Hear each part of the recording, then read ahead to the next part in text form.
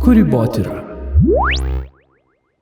Šiandien sveikinamės jūs dar kartą mūsų tinklalaidėje Kūrybotyra ir truputį vėl prisistatom, jeigu kas primiršot. Tai Kūrybotyros tinklalaidę veda Augustinas Balaišis ir Milda Gaulienė. Augustinas yra VDU bakalauro kūrybinių industrijų vadovas, taip pat veda mokymus apie dirbtinį intelektą, daug įvairių kūrybinių sumanimų turi ir be abejo tam čia mes ir esam, kad pasidalintume mintimis apie kūrybiškumą. Taip, tai čia, aišku, akademikai sakys, kad neteisingai pasakė kūrybinių industrijų studijų programos vadovas. Taip. O Milda yra kūrybinių kortų, norėjau sakyti taro kortų, bet iš tikrųjų kūrybinių kortų būrėja, kuria žmonėms kūrybiškumą, veda seminarus ir daro žmonės kūrybiškesniais, net ir tie žmonės, kurie savimi netiki. Taip pat veda įvairius mokymus įmonėms ir žmonės, sakyčiau, motyvuoja. Aš sakyčiau, kad tu, Milda, stipriai motyvuoja žmonės kurti ir būti drąsesniais. Smagu girdėti ir tikiuosi, kad mes įkvėpsim ir kitus truputėlį kurti ir būti labiau drąsesniais ir kūrybiškesniais. Tai gal tuomet šokam į šios dienos temą. Dar primenu truputėlį mūsų formatą, kad vienas iš mūsų kiekvieną kartą nežino, kokia bus tinklalaidės tema ir truputėlį tam tikras iššūkis tampa, nes vienas būna pasiruošęs ir veda temą ir diskutuojame apie tai, o kitas tiesiog būna labiau vedamas ir laukia, koks tas kūrybinis nuotykis už kampo ištiks. Arba kitas išgyvena staigmeną ir patiria pažinimo džiaugsmą. Taip. Dar vienas dalykas, kurį reikėtų pasakyti, praeitus kartus nesakėme, bet kviečiame mūsų klausytojus bei šį kartą jau ir žiūrovus. Primename, kad mūsų tinklalaidę galite ne tik klausyti Spotify platformoje, bet ir taip pat klausytis ir YouTube platformoje, taip kad kviečiame prenumeruoti ir būti aktyviais, siunčiant klausimus, komentuojant, ko gero ir siūlant temas. Taip, būtinai, lauksim jūsų komentarų ir įvairiais keliais mus galit pasiekti. Tai ką, neriam tada į temą. Pasiruošęs, Augustinai? Šiek tiek jaudinuosi, bet pasižiūrėsiu. Labiausiai jaudinuosi galbūt dėl to, nes nežinau iš tikrųjų kaip sureaguosiu, kiek mano žinios bus toje temoje gilios, bet jeigu negilios, tai tikrai nemeluosiu ir prisipažinsiu. Tai iš tikrųjų ta baimė bus čia truputėlį paliesta šitoj temoje, bet neužbėgam įvykiam už akių. Ir tema skamba taip šios dienos. Kūrybiniai blokai ir kaip juos įveikti. Blokai. Taip. Čia kaip krepšinėje. Taip. Blokuosim, atblokuosim, pakalbėsim apie tai, kas blokuoja tą kūrybiškumą, kaip jį galima atblokuoti ir truputėlį panagrinėsim dalykus, kurie susiję su konkrečiai šita tema, nes įvairių tikrai norėjau surasti konkretų labai ir kokį nors gilesnį tyrimą, kuris pasakytų, kiek apskritai žmonių patiria tą kūrybinį bloką. Tai vieno tokio nepavyko rasti, bet iš pavienių įvairių susidėliojau ir kiek skaičiau, kiek ieškojau, yra paskaičiuota. Kaip manai, kiek procentų yra paskaičiuota, kad žmonių patyrė vieną ar daugiau kūrybinio blokavimo formų? Kokią turiu paklaidą spėjimui? Tarkim 10%. 10. Tai 40, kokie 5. Nepataikė. Rimtai. Tikrai. Kiek? Net 78% paskaičiuota. Tai įsivaizduokit, koks mastas. Tai tikrai visi visose situacijose, bet kokiose profesijose, bet kokiose veiklose besidarbuojantis, beveikiantis, besimokantis, esam su tuo susidūrę. Tai iš tikrai didelis ganėtinai procentas. Vargšiukai kažkokie, net nežinau, čia tokia lūzerių pralošiančiųjų komanda. Tai panašu. Ir dabar truputėlį apie tai, kas sukelia tos kūrybiškumo blokadas. Tai vienas, ką ir tu paminėjai, išgirdęs temą netgi, pasakei baimė, ane? Taip.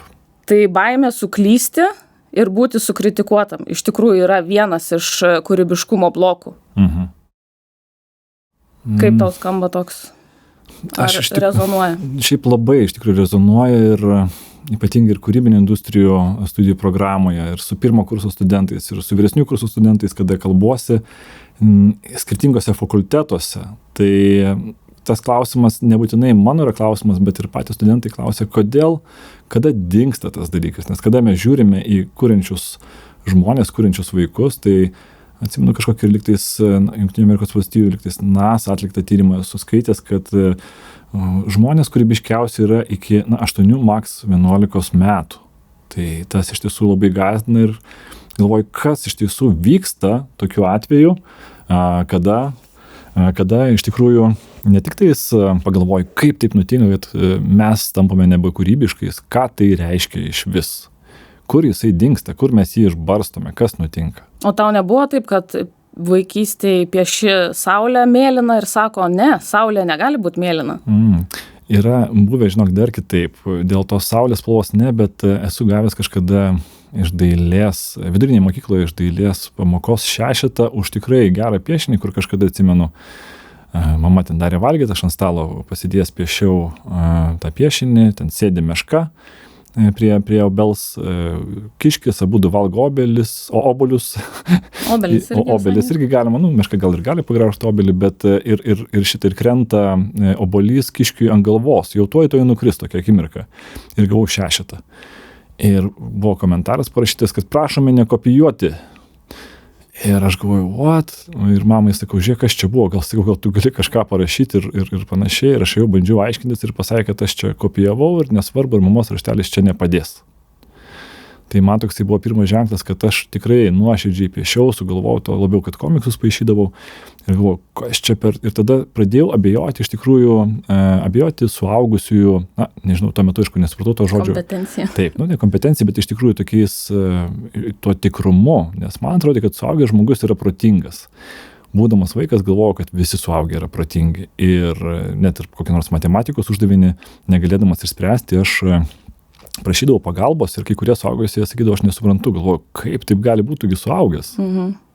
Tas sukurtas lūkestis toksai. Taip. Tai baimė suklyst, būti sukritikuotam yra vienas iš tų ir mes truputėlį, manau, augdami apsidedam tais blokais, būtent tom baimėm. Tai aišku ir ta aplinka suformuluoja, nes gaunam tos kritikos nuolatos ir dar vienas blokas, kuris, tai čia baimė suklysti, būti sukritikuotam, bet kitas toks radikalus yra perfekcionizmas, dar vienas kūrybiškumo blokas, nes galvojam, kad turi būti tas galutinis rezultatas kažkoks tobulas, nupoliruotas, visiškai išbaigtas ir vis dar atrodo, kad jis dar netoks, vis netoks ir netoks. Tai žodžiu, baimė sukurti netobulą darbą gali suparaližuoti kūrybinį procesą.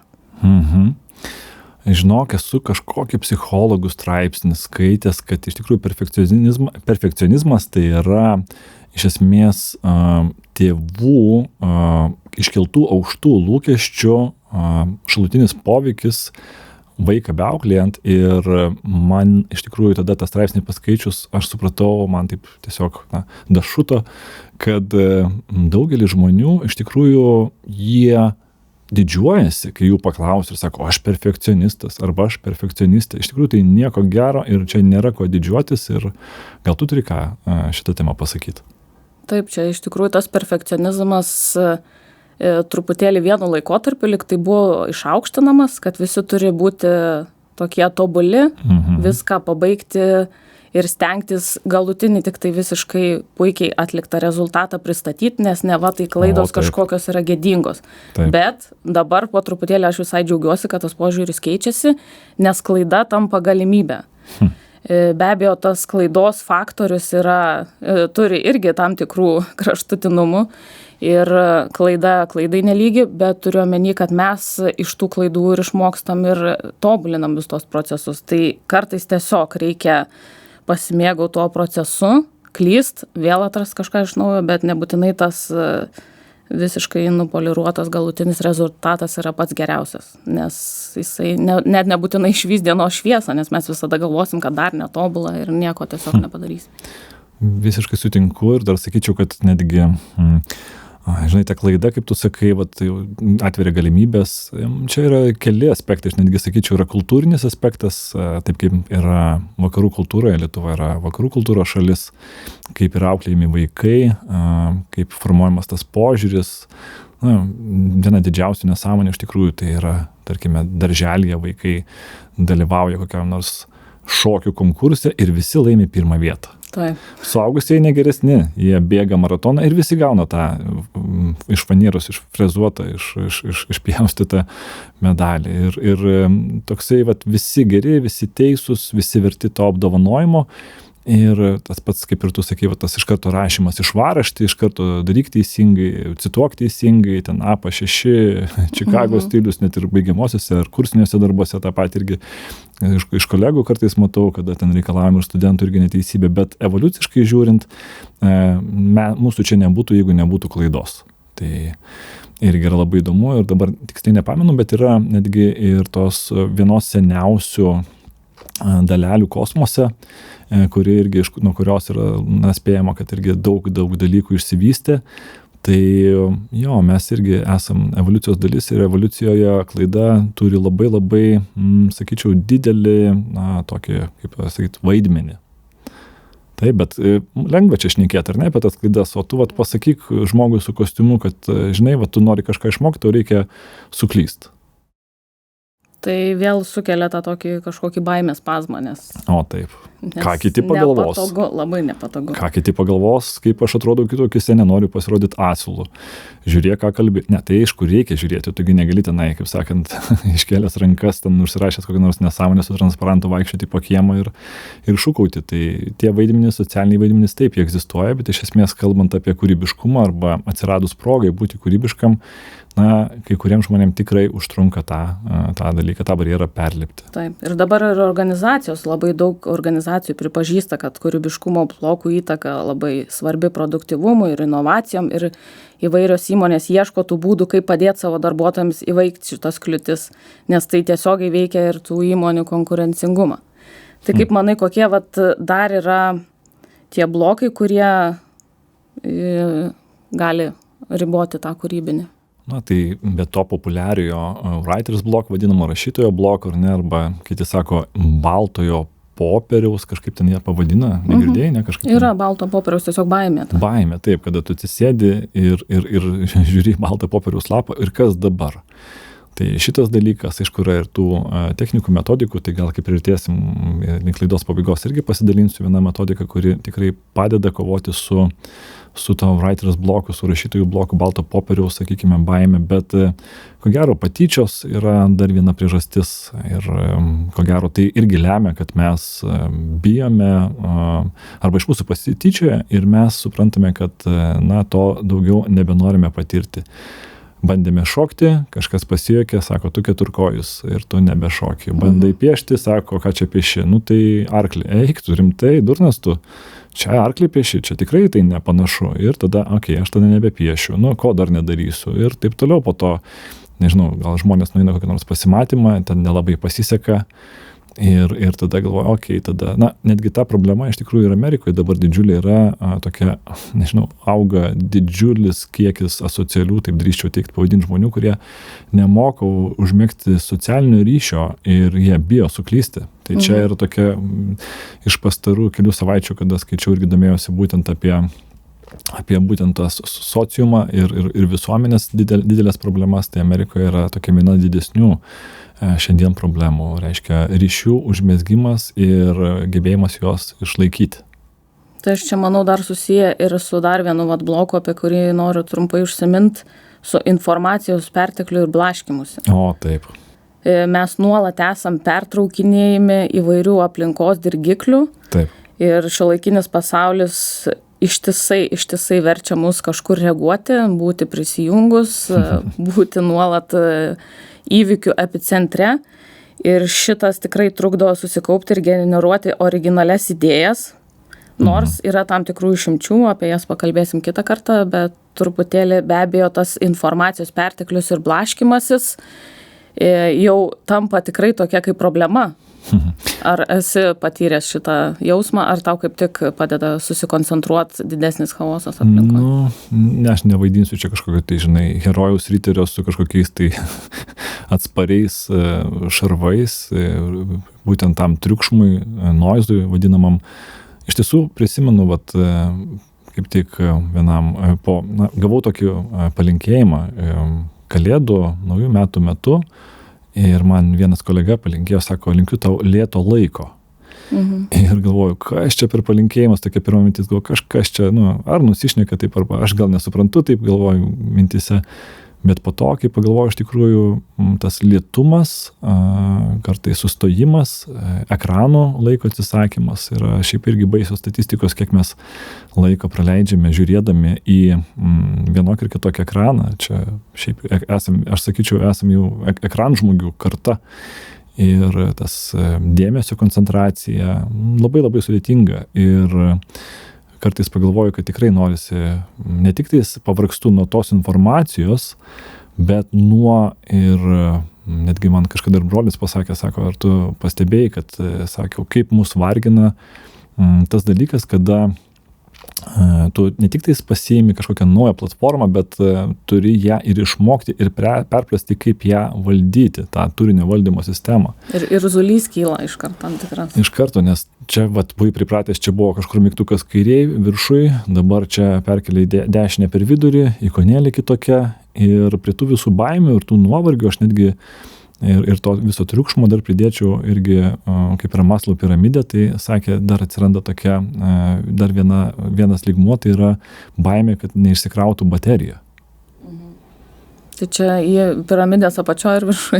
Jau čia prie tų svarbiausių, dalykų tokių jo, apačioje, ta prasme, ten ne tik tais, kad pavalgyti, saugiai miegoti, bet ir kad baterija būtų pakrauta. Pažiūrėkit, kaip mes jaučiamės, kaip dabar irgi rašinėjom tinklalaidę ir mūsų telefonai išjungti, dabar kažkas skambina, o ne, kažkas atsitiko, kas nutiko, kur tu?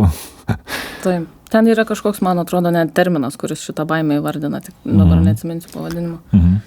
Taip, tai tikrai tas informacijos perteklius, bet kita vertus dar vienas blokas. Tai čia iš tikrųjų pagalvojus apie tuos, kas blokuoja kūrybiškumą, gaunasi, kad praktiškai daug labai dirgiklių turim. Tai vienas iš jų dar yra monotonijos įtaka ir rutinos. Teisingai. Jeigu mes niekada nekeičiam įprastos dienos rutinos, nuolat veikiame tuo pačiu ritmu, nekeičiam aplinkos, mes negaunam naujų inspiracijų ir kažkokių įspūdžių iš aplinkos.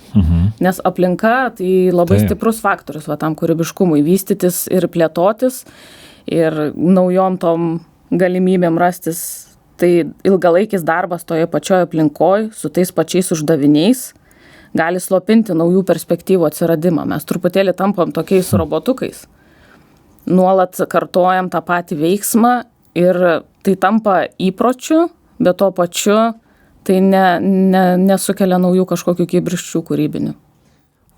Aš netgi gal bandyčiau tai susėti, tai, kad tu pasakei su tokiu laimės pojūčiu. Kiek yra žmonių, nežinau, gal yra toks tyrimas, gal nereikėtų paieškoti, bet kiek yra nelaimingų žmonių, kurie dirba savo nemėgstamą darbą, kurie grįžę po darbo atsidaro, nežinau, alkoholinio alaus ar kito alkoholinio gėrimo, nežinau, butelį, skardinę ir bando užmiršti tą dieną, nes jie tikrai nėra laimingi. Ir kiek žmonių ir mūsų aplinkoje, nežinau, jūsų artimaisiais klausytojams klausimas, ar jūs pasišnekat, kaip jie jaučiasi ir jie jaučia tą pasitenkinimą, satisfakciją vadinamą savo aplinkoje, ką žmonės kalba. Būna ir tokių žmonių, aš pažįstu asmeniškai, kurie uždirba tikrai puikius pinigus, geras algas gauna, bet nėra taip labai patenkinti. Aš irgi prisiminiau, kad vieną kartą esu dalyvavęs darbo pokalbyje, perėjau ten iki trečio etapą ir supratau, kad palaukit, aš šiaip nenoriu pas jūs dirbti.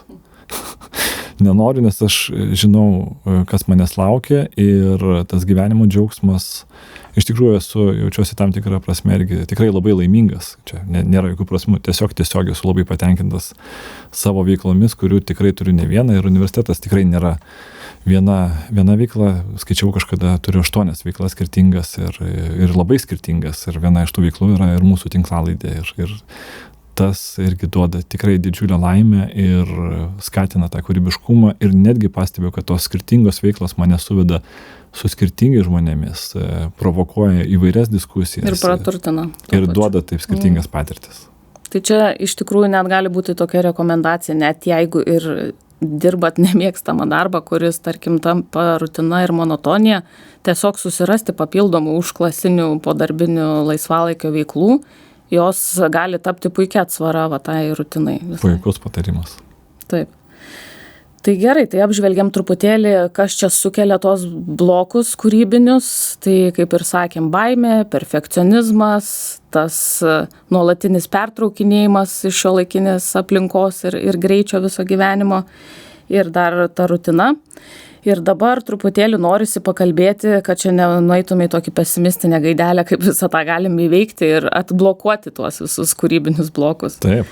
Tai galėsim iš savo asmeninių patirčių pasidalinti, kas yra tekę ir išbandyta, ne? Ir dabar Taip. truputėlį noriu apžvelgti, nes irgi labai buvo įdomu pasižiūrėti, gal yra kažkokių tyrimų atlikta šitą temą. Okay. Tai tarkim, nacionalinis rašymo centras, National Center of Writing, yra padaręs tyrimą su rašytojais.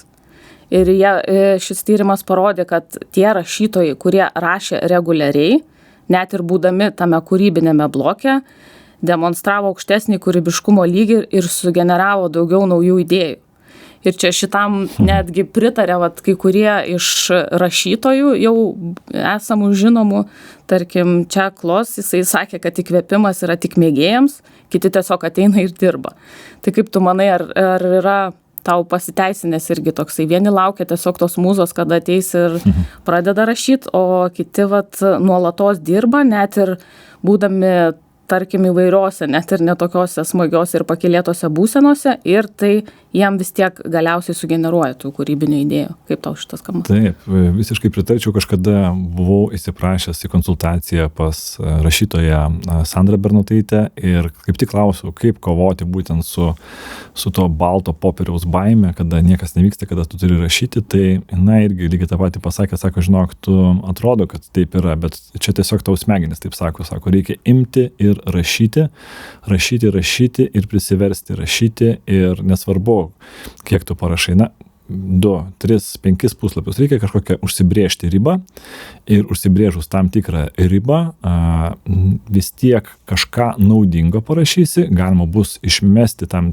tikrą dalį teksto arba jo nenaudoti, bet kažkoks fragmentas bus, jisai vis tiek naudingas. Taip, čia labai tiktų iš tikro Ernesto Hemingvėjaus, žinomo rašytojo toksai pratimas, kurį jisai pats propaguodavo, tai jisai turėjo tokią kaupimo strategiją.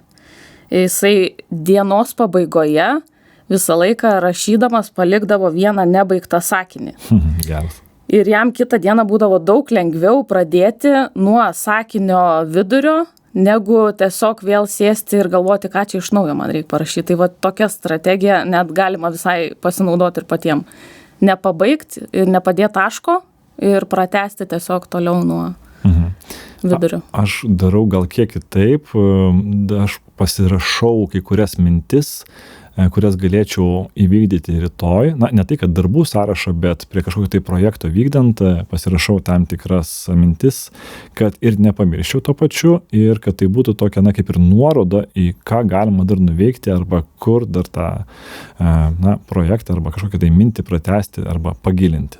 Kaip komentaras. Taip, komentaras savo, toksai priminimas, bet ir tam tikri raktažodžiai irgi, man bent jau yra svarbus. Tai čia gal kažkiek ir tą mind map primena metodiką, ne? Kad truputėlį leidžiam savo erdvės ir iš vienos idėjos gimsta kita, nuveda į dar į kitą. Taip. Visai gerai čia skamba irgi šitas.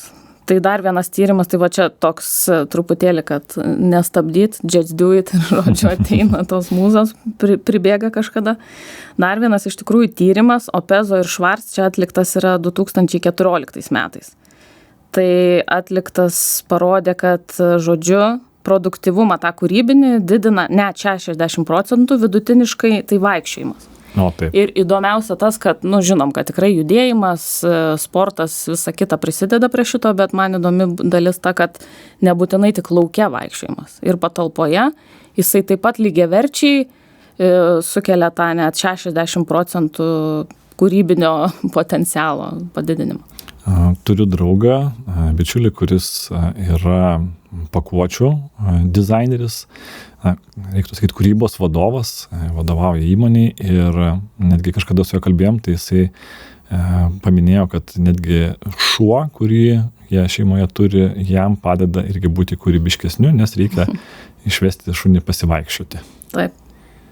Tai irgi yra toksai, neturi kur dėtis ir ar lyja, ar sninga, eini ir sakė, per tą pasivaikščiojimą gimsta tikrai daug gerų idėjų. Arba atsakymus randi į tuos klausimus, kurie tau neduoda ramybės. Taip, atsilaisvina galva truputėlį, kojas fokusas ir tada pasikeičia. Man tai iš tikrųjų dar patinka tas metodas, čia šitoj kūrybiniai srity visiškai legalios yra vagystės, nes kaip vagystės, aš tokias vadinu, tas konkurentų analizė ir įkvėpimo ieškojimo, šito tipo vagystės. Tai žodžiu, stebėt, ką daro kiti, ieškoti įkvėpimo įvairiuose šaltiniuose, tarkim, socialiniuose tinkluose, žiūrim knygose, meno kūriniuose. Taip, bet kur. Realiai. Taip, ir užsirašinėti. Ir šitą vieną iš metodikų netgi ir savo atskirą knygą, Austin Kleon, jeigu žinai, kaip menininkas, taip. Jisai rekomenduoja įvairiausių metodikų, kad tiesiog stebėkit, užsiveskit sąsiuvinį idėjų vagysčių, žymėkitės ir kažkada atsiranda kitokios naujos jungtys tarp jūsų idėjų, tarp pavogtų, tarp kažkur pamatytų ir gaunasi visiškai nauji dariniai. Tai čia tos vagystės tikrai yra legalios ir pateisinamos, nes mes vis tiek pridedam savo truputėlį prieskonių į tą, įdedam, perfiltruojam per save tą informaciją. Tai žodžiu, ta konkurentų analizė ir įkvėpimo ieškojimas arba vagystė yra tikrai prie kūrybiškumo blokų įveikimo viena iš metodų. Aš dar gal tau šiek tiek ir paprieštaraučiau, nes tas žodis vagystė, mūsų kultūroje yra labai toks blogas. Taip. Gal pavadinkime tai išvelgti mechanikas. Ir kai kurios mechanikos gali būti adaptuotos, pritaikytos, nes vėlgi čia, sakai, vokite, o pavyzdžiui, koks nors tūlas krikščionis, netgi Dievo įsakymas yra pasakyta nevok. Tai vat gal pasižiūrėk, kaip dalykai veikia, nusižiūrėk mechaniką ir tą mechaniką pritaikyk savo reikmėms. Taip, čia aš tą vagystę tai turiu omeny ne kriminalinio pobūdžio. Nebaudžiamojo. Taip, nebaudžiamo.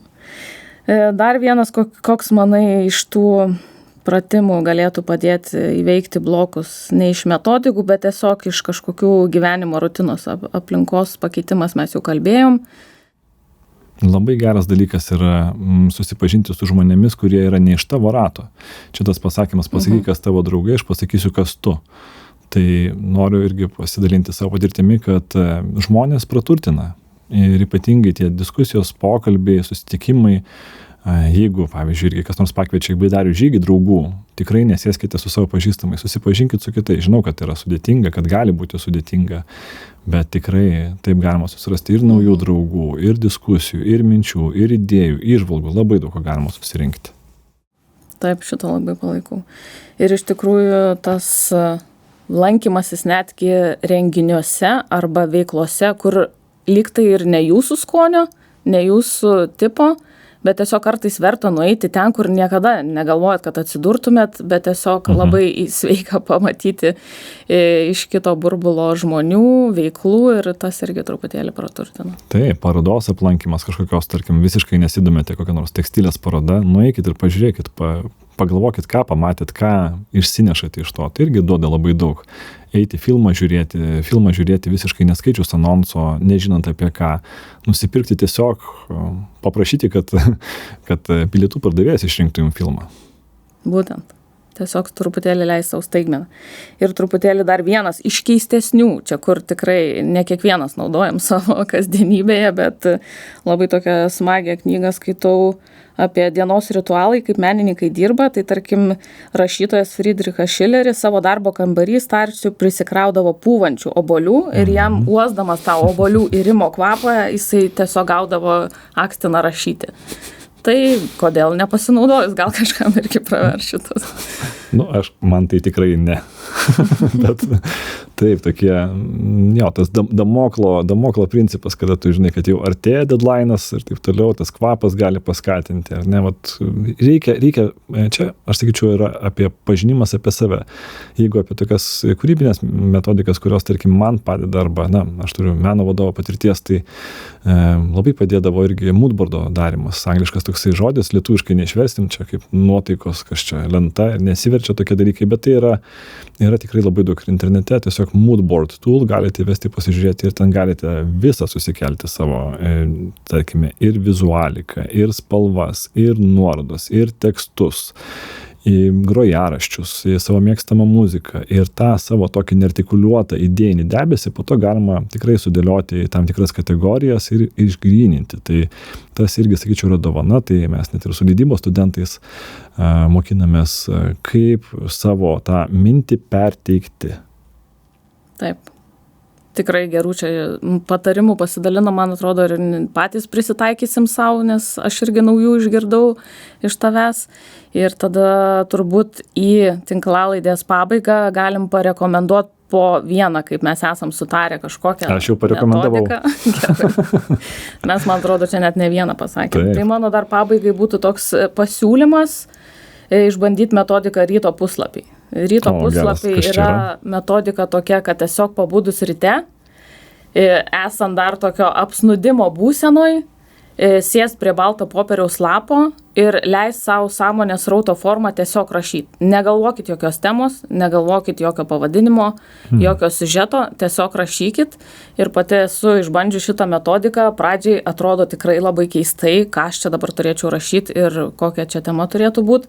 Bet kiekvieną dieną truputėlį parašinėjus, randasi tikrai įdomios strategijos, įdomios mintys sugula ir paskui labai įdomu grįžti atgal ir pasiskaityti, kas ten buvo parašyta. Tai tiesiog nustebinkit save ir išbandykit šitą metodiką. Aš dar pridėsiu, tiesiog nebijokit pažinti save ir bandykit. Bandykit, leiskit savo klysti. Taip. Tai ačiū labai, kad klausėt, ačiū, kad klystat, ačiū, kad kuriat. Ir įsijunkit mūsų tinklalaidės, jeigu ir kitos dar nepaklausėte, Spotify ir YouTube, ir mes atsisveikinam iki kito karto. Ir būtinai paspauskite tą mygtuką prenumeruoti ir dar varpelį. Dėling. Na ir prie mikrofono buvo Milda ir Augustinas. Ir garso pultą braižė Jonas Matusevičius.